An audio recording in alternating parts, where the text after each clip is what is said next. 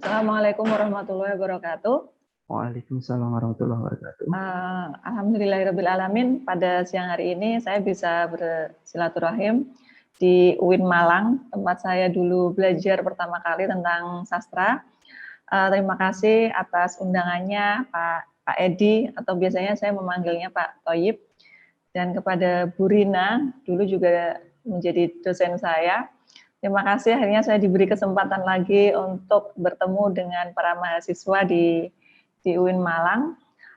Ini menjadi kesempatan yang langka juga untuk berbagi pengalaman tentang sastra dengan teman-teman yang berada di jurusan sastra Inggris di UIN Malang. Ini ada beberapa mahasiswa saya juga, meskipun mahasiswa saya juga berasal dari jurusan Prodi Tadris Bahasa Inggris, tapi kami juga mempunyai beberapa mata kuliah tentang kesastraan. Langsung saja, pada kesempatan kali ini saya ingin meneruskan apa yang sudah dijelaskan oleh Pak Edi tentang resepsi sastra. Kalau tadi Pak Edi menjelaskan tentang Yaus, kemudian saya akan menjelaskan tentang Wolfgang Iser. Sebenarnya Pak Edi, terima kasih Pak Edi yang sudah menjelaskan sangat gamblang tentang sejarah teori resepsi sastra. Ini memang teori resepsi sastra ini mungkin menjadi teori favoritnya kita berdua, karena dulu waktu kuliah di UGM sering mendengarkan mantra-mantra tentang resepsi sastra dari Prof. Hamamah. Saya akan coba share screen. Ya.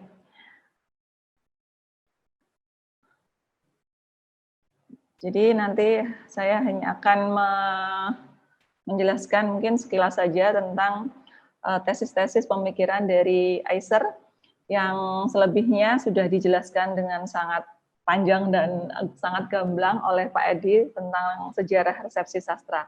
Oke, langsung saja. Konsep dasar resepsi sastra, seperti yang sudah dijelaskan tadi, bahwa sebenarnya teks sastra itu adalah mirroring society, katanya Abrams. Karena sebenarnya meskipun fiksi, tetapi karya sastra ini mencerminkan kehidupan kita.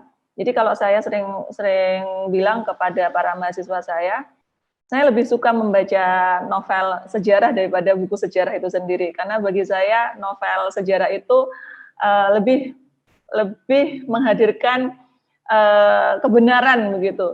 Karena seperti novel-novelnya Pramudia Anantatur, bagaimana dia bisa menarasikan sejarah Indonesia dengan sangat runtut di karyanya yang tetralogi Guru itu. Nah, teks karya sastra kalau selama ini adalah kalau yang terdahulu mungkin teks karya sastra hanya dilihat dari teksnya saja atau intrinsik. Mungkin teman-teman di sastra Inggris ini sudah paham sekali bagaimana tema-tema yang berunsur intrinsik seperti plot, kemudian theme dan karakter seperti itu. Mungkin juga ini sudah pada ditinggalkan ya analisa-analisa yang hanya berfokus pada teks karya sastra. Kemudian ada yang selanjutnya berkembang kepada pengarang. Jadi bagaimana pengarang juga dilibatkan dalam analisa sastra, dan ini biasanya di dalam pendekatan biografi atau autobiografi. Kemudian ada pembaca. Jadi ini yang kemudian dikembangkan oleh teori resepsi sastra pada tahun 1960-an.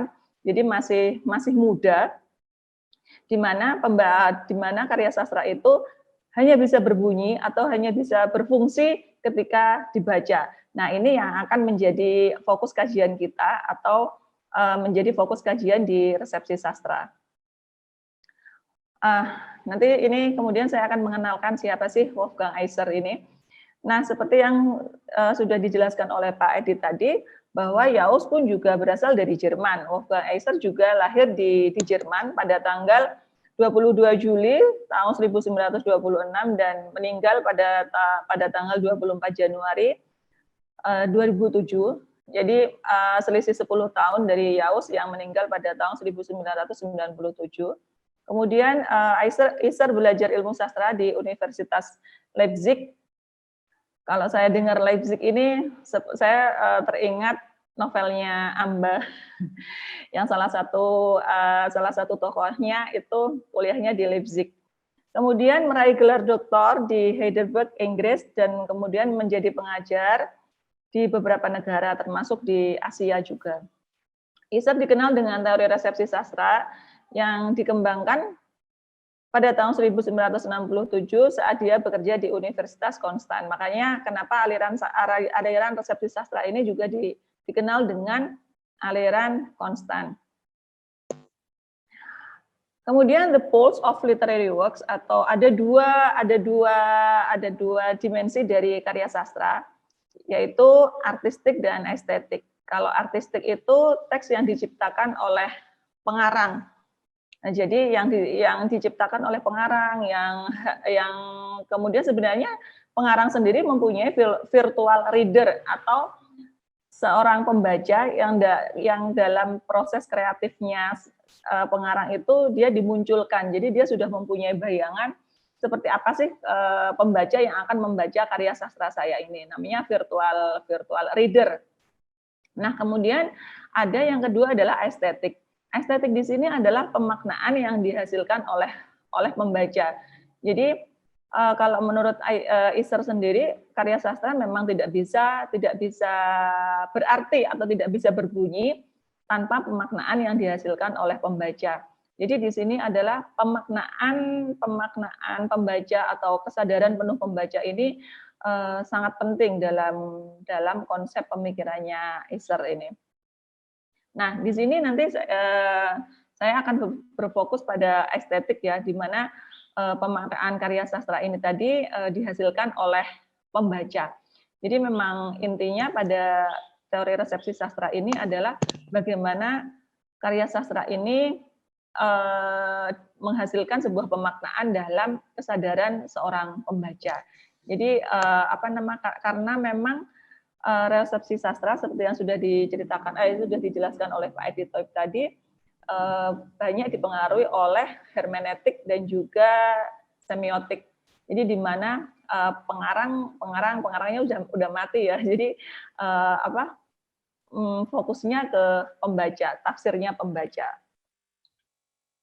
Resepsi sastra, teks sastra hanya dapat menghasilkan tanggapan ketika dibaca. Ini tesis utamanya Isar.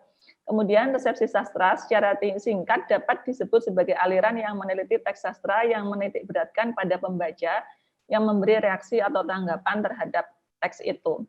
Jadi di sini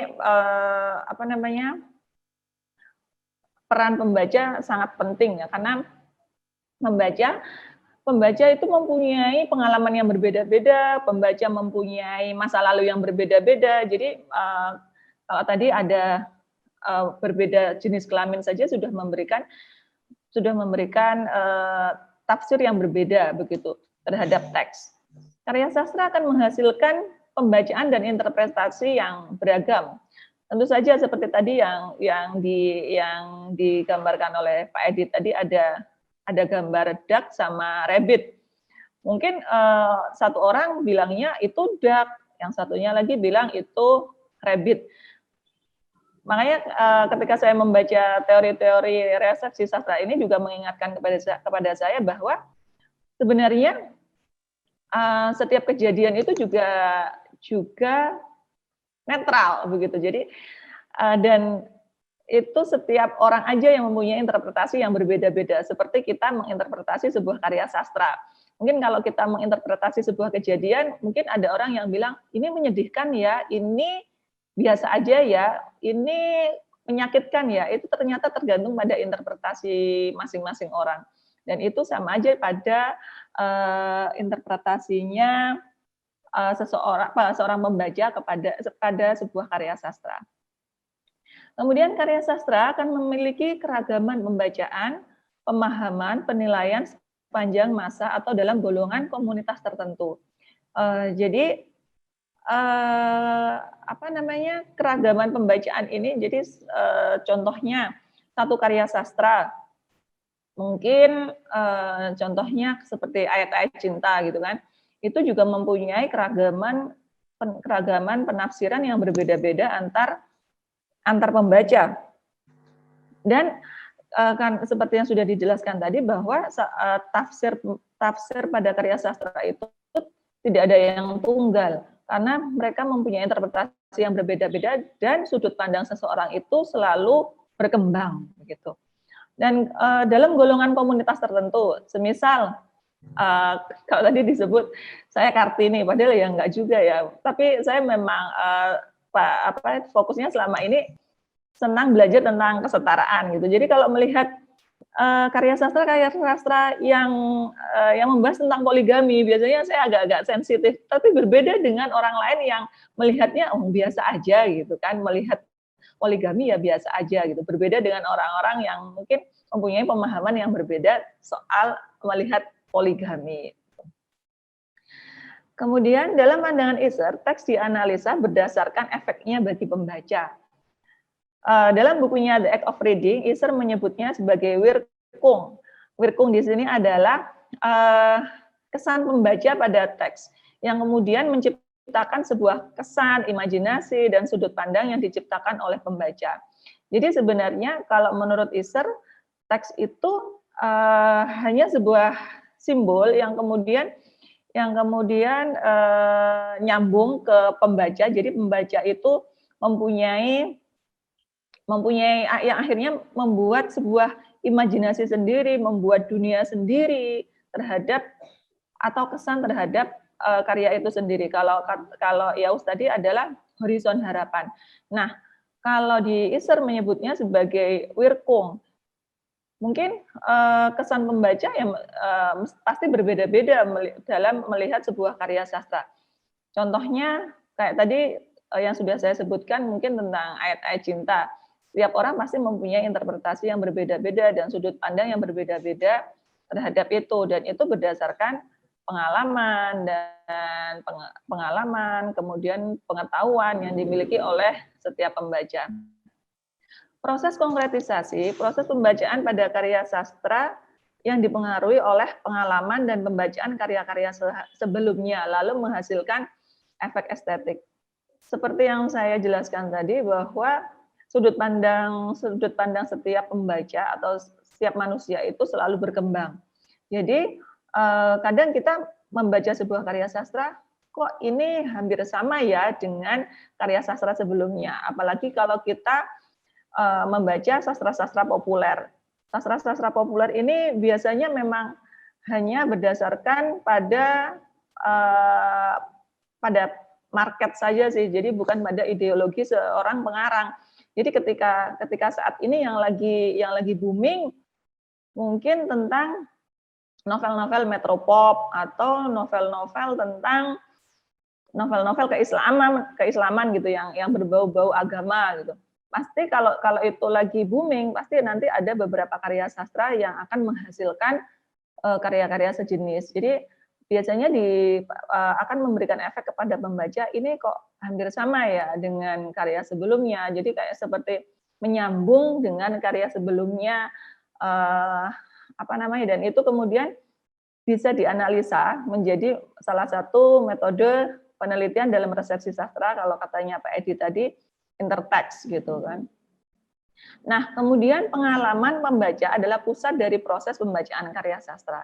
Ya, ini tentu saja menjadi tesis utama dari resepsi sastra, bahwa yang paling utama dalam proses pembacaan karya sastra yaitu adalah pengalaman pembaca itu sendiri. Kemudian kualitas estetika karya sastra terdapat dalam pemaknaan yang diciptakan oleh pembaca, yang tadi yang saya sebutkan sebagai wirkung ya, bahwa setiap pembaca nanti akan menciptakan sebuah kesan tersendiri dan dunia sendiri, imajinasi tersendiri terhadap karya sastra tersebut. Kemudian kita ke tipe pembaca menurut Isser. Yang pertama adalah, ini saya ambil dari bukunya Raman Selden, dan buku ini masih ada tanda tangannya Bu Hamamah juga. Nah, yang pertama adalah implied reader atau pembaca yang tersirat. Pembaca membaca sebuah teks yang mengandung sebuah struktur yang mempengaruhi tanggapan pembaca. Jadi kalau saya bisa memahami, implied reader ini adalah karya sastra itu menciptakan sebuah simbol-simbol tersendiri yang mengundang pembaca untuk menafsirkan. Jadi kalau mungkin boleh ngomong sih, teksnya itu mengundang, ini loh, apa namanya, aku membuat ini gitu, dan aku undang untuk menginterpretasikan simbol-simbol ini gitu. Nah, yang kedua adalah actual reader, pembaca yang proses membacanya dipengaruhi oleh pengalaman, masa lalu, dan sudut pandang hidupnya. Itulah kenapa dalam bukunya Raman Selden ini, contohnya mungkin orang yang ateis dan orang yang beragama Islam mungkin akan berbeda ketika membaca sebuah karya sastra yang berbau agama. Jadi agama tadi yang seperti Pak Edito bilang, agama, kemudian jenis kelamin, pendidikan, masa lalu itu sangat mempengaruhi bagaimana pembaca menginterpretasi sebuah karya sastra begitu. Saya kemarin membaca bukunya, novelnya Haruki Murakami yang IQ 84 itu. Kemudian saya berdiskusi dengan salah satu teman di kampus gitu. Karena memang di Haruki Murakami itu saya melihat bagaimana padahal itu ada background-nya adalah tahun 1984, tetapi di sana tokoh-tokohnya itu mempunyai, kalau saya melihat berbeda sekali dengan anak-anak muda yang ada di Indonesia. Bagaimana mereka pada umur sebelum 30-an, tetapi mereka sudah mempunyai idealisme dan tujuan hidup yang jelas gitu, dan kalau saya melihat itu sudah berani gitu menentukan tujuan hidupnya sendiri gitu.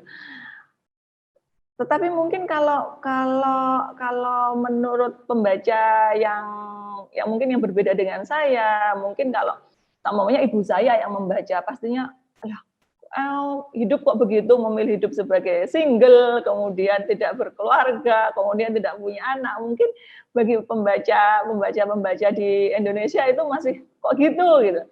Ya, itulah kenapa karya sastra itu mempunyai undangan yang berbeda-beda persepsi kepada pembacanya gitu. Nah, ini proses pembacaan menurut Wolfgang Iser. Yang pertama adalah adjusting reader's viewpoint. Jadi bagaimana kita sebagai pembaca itu yang pertama kali adalah menyamakan persepsi kita atau sudut pandang kita. Ini bagus nggak ya? Atau ini nyedihkan nggak ya? Gitu. Kemudian filling a blank atau gap. Jadi kalau dalam Iser itu, menurut Iser, sebuah teks karya sastra itu ada titik-titik, dia mempunyai titik-titik yang harus diisi oleh pembaca, dan itu diisi oleh pemahaman pembaca, masa lalu pembaca, dan atau pengalaman pembaca. Jadi titik-titik itu yang harus diisi oleh pembaca dalam proses pembacaan karya sastra. Kemudian actualize the reader experience, kemudian baru di situ dimasukkan pengalaman pembaca. Kayaknya aku pernah nih mengalami hal yang sama seperti ini. Mungkin kalau teman-teman mahasiswa pernah membaca karya-karya sastra yang mungkin temanya tentang percintaan atau tentang kehilangan gitu kan. Ini kok aku pernah mengalaminya seperti itu. Kemudian the adjustment of readers existing consciousness. Nah, ini baru kemudian memasukkan kesadaran pembaca gitu kan dalam proses pembacaannya. Nah, yang terakhir ini yang saya sebut tadi sebagai wirkung.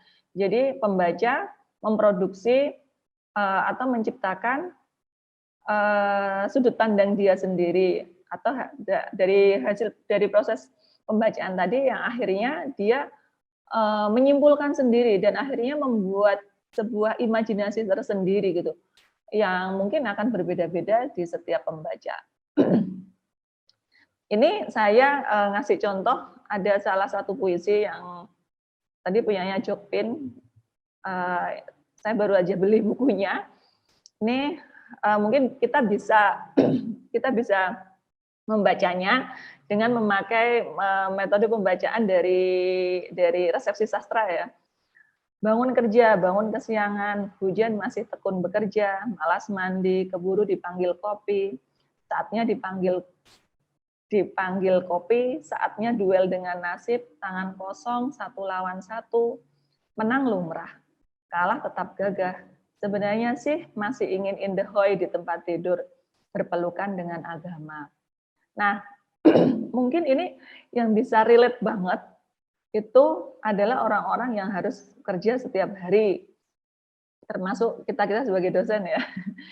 Ya harus tiap meskipun mau puasaan mau tidak ya kita harus bangun kerja gitu. Kalau mungkin mahasiswa membaca ini tidak bisa relate sekali karena dia tidak mempunyai pengalaman tentang bangun untuk kerja. Tetapi kalau bangun untuk mengejar mengejar kuliah di jam pertama mungkin bisa gitu ya. Nah, ini waktu itu saya mikir kok ada kata-kata indahoy gitu kan. Mungkin kalau beberapa orang mikirnya kok masih ingin indahoy di tempat tidur ngapain gitu kan. Padahal ingin indahoy di tempat tidur karena masih ingin berpelukan dengan agama. Kalau saya mikirnya berpelukan dengan agama mungkin masih ingin beribadah di waktu puasa. Tapi kalau orang lain yang membaca yang mungkin fokusnya ke indahoy-nya aja tanpa membaca lebih lanjut ternyata berpelukan dengan agama. Nah, inilah kenapa interpretasi atau bentuk pembacaan pembaca dalam membaca karya sastra itu ya bermacam-macam, hasil pembacaannya pun juga bermacam-macam. Hasilnya pun bermacam-macam. Kemudian ini yang terakhir, katanya Iser, reading give us the chance to formulate the unformulated. Jadi terserah kita mau memformulasikan bagaimana, kita mau menciptakan dunia yang seperti apa dalam karya sastra. Jadi kita mau membentuk tafsir yang bagaimana itu diserahkan kepada pembaca. Begitu, terima kasih. Mungkin itu saja yang bisa saya sampaikan pada hari ini.